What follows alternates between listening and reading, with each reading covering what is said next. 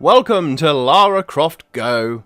Here we have a turn-based adventure puzzler, as is the case with all the games in the Go series by those lovely devs over at Square Enix Montreal. Released back in December 2016 on PC, I only just picked this up via those lovely chaps at HumbleBundle via the monthly subscription service. The objective of the game is set over a few puzzles. Each puzzle requires you to get Lara to the end of that particular puzzle. As you can expect, the difficulty does gradually ramp up, to a point where, if you are like me, and you're not so great at puzzles, you'll be using that hint button from time to time. More on that in a little bit. Throughout the puzzles, you will bump into things you need to avoid. Giant snakes, spiders, and Komodo dragons have been spotted so far by yours truly. There might be more as you work your way through the game, I'm unsure as of yet. Just over an hour into my playthrough, and I've started to use the somewhat handy hint button to help me through a puzzle which I have attempted over 20 times. The hint button basically guides you through a level via a little red line, which will show you exactly where to go to finish that particular puzzle. It's great to use when you are really stuck and feel like you are simply slamming your head into a brick wall. Throughout these puzzles you will find collectibles. These collectibles are in golden vases, and some are in, well, plain sight. Others you really have to keep an eye out for. These collectibles unlock new costumes for you to change Lara into. Sadly, if you miss any of these through a chapter, you have to replay that entire segment all over again, which is a bit of a pain in the arse. More so if you're missing just one skull fragment, knowing you have to replay the entire first chapter all over again just for one missing item. Now to talk a little bit about an annoyance I had right at the start of the game that will no doubt catch others off guard too. The controls are not displayed anywhere in the game. So, for example, I am dropped into the game and end up clicking the mouse buttons, smashing keys on my keyboard, wondering why pixel-boobed wench will not move or do anything. Then I remembered where the Go games from Square Enix come from. They are actually mobile ports. Now, unless you're one of those weird people who for some reason or another have a touchscreen monitor, then touching it may work for you. I can't really comment on that.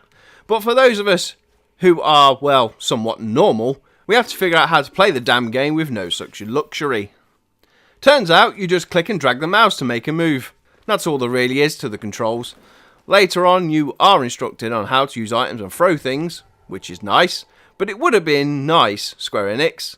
It would have been bloody great actually if you told PC players how to move when you drop them into the first bit of the game. With that minor annoyance accounted for, and despite how much it actually annoyed me at the very beginning of the game, overall I have enjoyed my time with it. It's a pretty basic logic puzzler. Those who find this stuff super easy will just run through the content in no time at all, I imagine. But for those of us who are a bit slower on puzzle games, like myself, there's always the hint button to tap if you're truly stuck. This is fantastic as it enables ease of gameplay for all types of players, even the kiddies. With that said, there are a few jump scare moments. I don't mean to the point where I actually peed myself.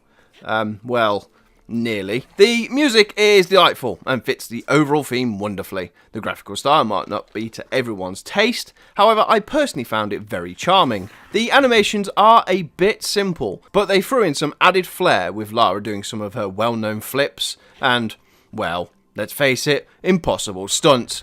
It's really quite delightful how they threw in these small details. It doesn't feel like a generic puzzler due to these small additions. It has the Tomb Raider aesthetic to it. For saying it's a mobile port, and let's be honest, it's a bit of a lazy one due to the lack of things such as key bindings, it does work well with those controllers you likely have hooked up to your PC.